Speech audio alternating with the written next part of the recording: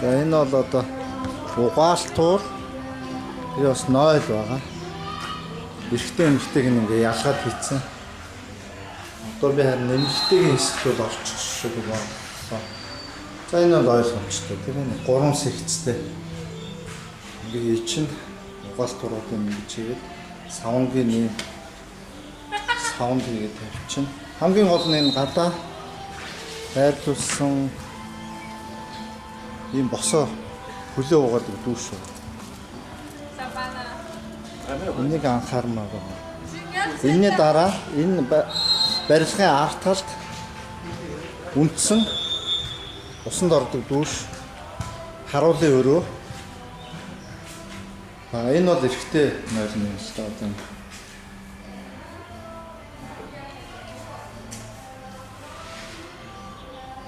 За одоо ингээд нөгөө талаар нь тойр гэхлээр энэ нөгөө хөлөө угаадаг босоо дүүш маань байна.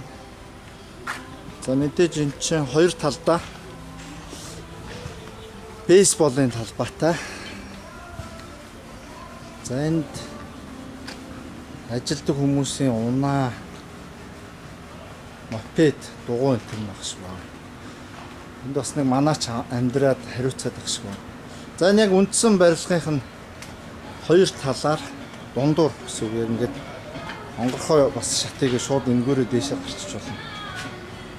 За ингээд энд бол жишээлбэл шүүгч нарын өрөө энэ төр гээд нийтдээ 4 өрөө доотлолт нь бас хийцэн байна. Энэ кондишн бас тавьд өгсөн байна. Ингээд дээвэр хийгээд энд нэг байнга нэг хүн амьдраад байх шиг байна. За ийм их зохион байгуулалт. Одоо энэ шатаараа ингээд дээш нь тэгэхээр шууд үзэгчтэй байна.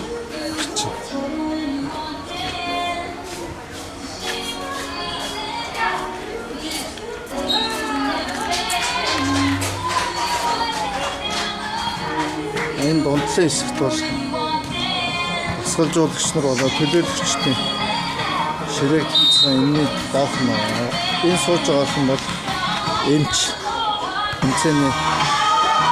эмчээр ажиллаж байна. За энэ баг тамирчдын сууж байгаа байдал харагдаж байна.